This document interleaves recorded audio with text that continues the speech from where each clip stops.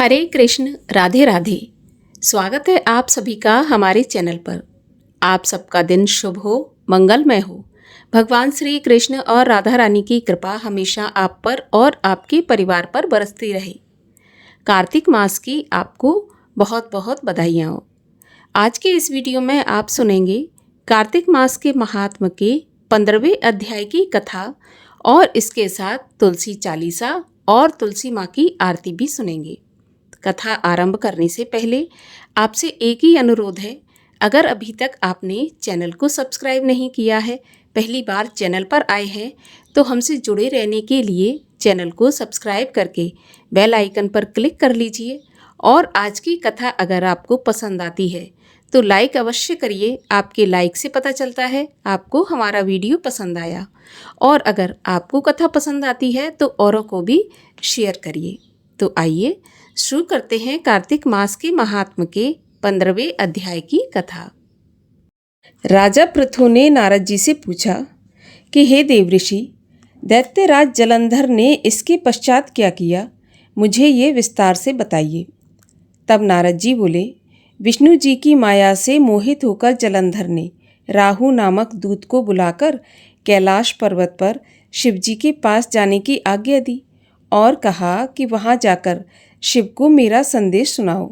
वह दूत जब कैलाश पर पहुँचा तो नंदी ने उसे सभा में नहीं जाने दिया, किंतु वह अपनी उग्रता दिखाकर सभा में पहुँच गया और शिवजी से बोला कि हे भगवान शिव, देवता और सूर्य आदि जिनकी सेवा करते हैं, जो तीनों लोकों का राजा है और जो सभी रत्नों का स्वामी है, उस दैत्य राज्य का ये संदेश है कि पार्वती आपके योग्य नहीं है। तुम शमशान में वास करने वाले दिगंबर वेशधारी साधु जैसे दिखने वाले हो, जबकि पार्वती संसार की सबसे सुंदर स्त्री है। तुम उसे जलंधर को सौंप दो। ऐसा कहते ही शिवजी के भौहों के बीच एक भयानक तेज आवाज हुई और वज्र के समान एक दृढ़ पुरुष प्रकट हो गया, जिसका सिंह के समान मुंह, अग्नि के समान नेत्र और जिह्वा लपलपा रही थी। वह दौड़कर राहु को खाने के लिए चला। राहु ने जब देखा कि यह पुरुष उसे खाने आ रहा है तो वह जान बचाने के लिए भागने लगा। उस भयानक पुरुष ने राहु को पकड़ लिया और खाने लगा, तो शिवजी ने उसे रोकते हुए कहा कि तुम इसे मत खाओ, क्योंकि ये दूत है और दूत तो पराधीन होता है। भगवान शिव की आज्ञा पाकर उसने राहु को तत्काल छोड़ दिया और भगवान शिव से प्रार्थना की कि हे प्रभु, मुझे बहुत भूख लगी है और मैं कमज़ोर हो गया हूँ। मुझे आज्ञा दीजिए कि अब मैं क्या करूँ, क्या खाकर अपनी भूख शांत करूँ। तब भगवान शिव बोले, यदि तुझे बहुत भूख लगी है तो शीघ्र ही अपने हाथ पैरों का मांस खाकर अपनी भूख मिटा।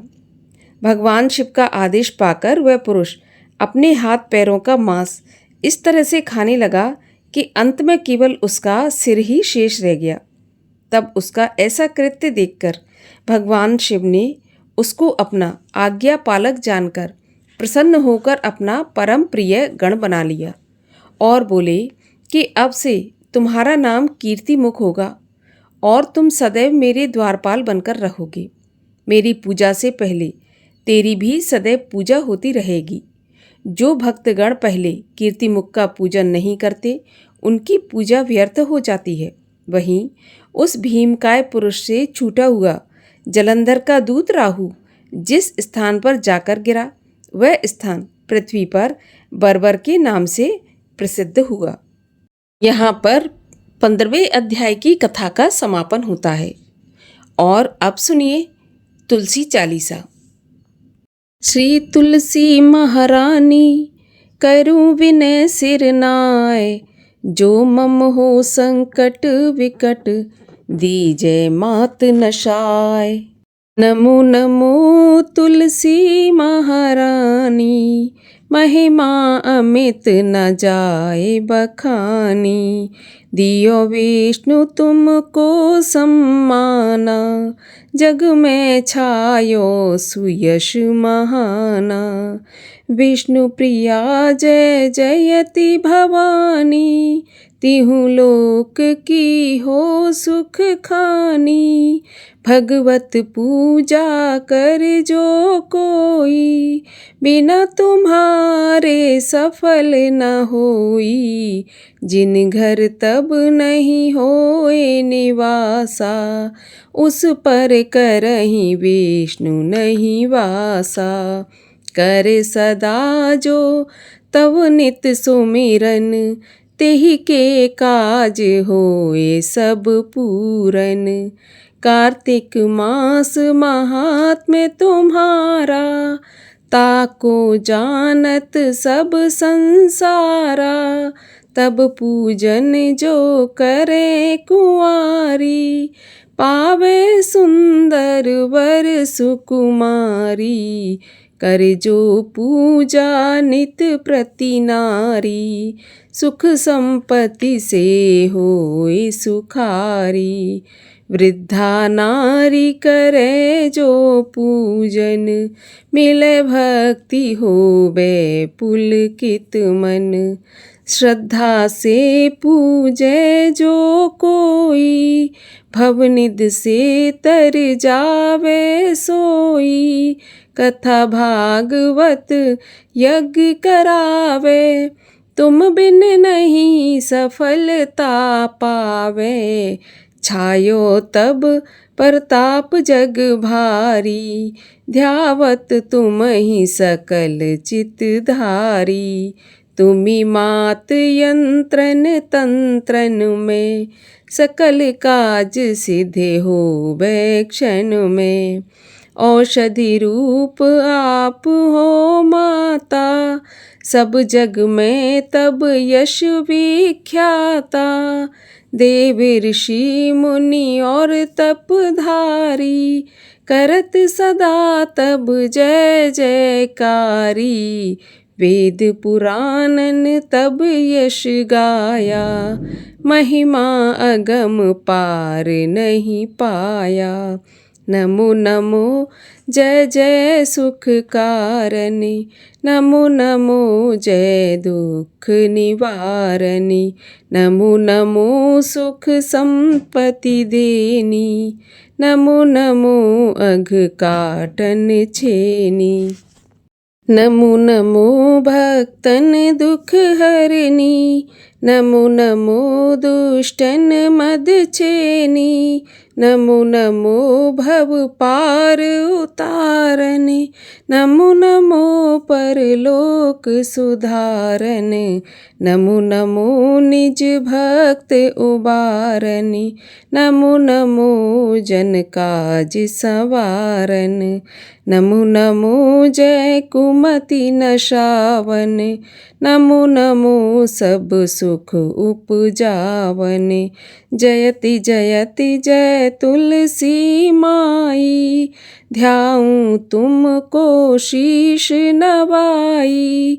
निज जन जान मोहे अपनाओ, बिगड़े कारज आप बनाओ।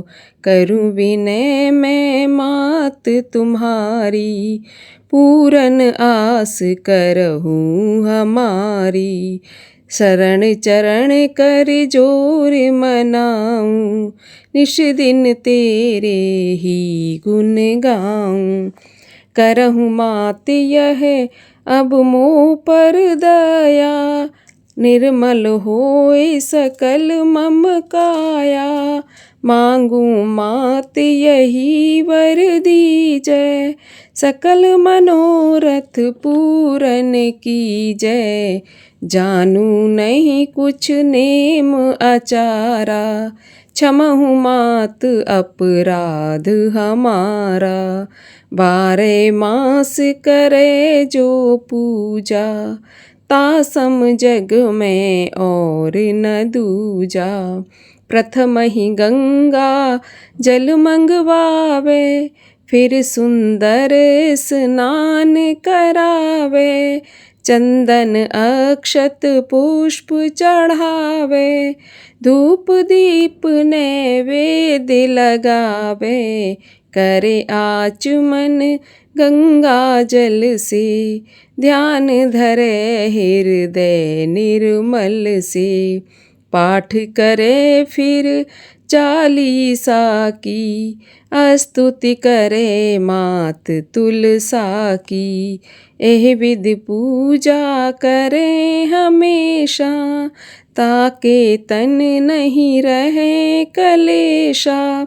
करे मास कार्तिक का साधन, सोवे नित पवित्र सिद्ध हुई जाई। है यह कथा महासुखदाई, पढ़ सुने सो भव तर जाई। यह श्री तुलसी चालीसा, पाठ करे जो कोय, गोविंद सो फल पावहीं, जो मन इच्छा होय। तुलसी माता की आरती। जय जय तुलसी माता, मैया सब जग की सुखदाता। सब योगों से ऊपर, सब लोगों के ऊपर, रुज से रक्षा करके भव त्राता। ओम जय तुलसी माता, बटपुत्री है श्यामा, सुरवल्ली है ग्राम्या। विष्णु प्रिय जो तुमको सेवे, सो नर तर जाता। ओम जय तुलसी माता। हरि के शीश विराजत, त्रिभुवन से हो वंदित, पतित जनों की तारिणी, तुम हो विख्याता। ओम जय तुलसी माता। लेकर जन्म विजन में, आई दिव्य भवन में, मानव लोक तुम्ही से, सुख संपत्ति पाता। ओम जय तुलसी माता।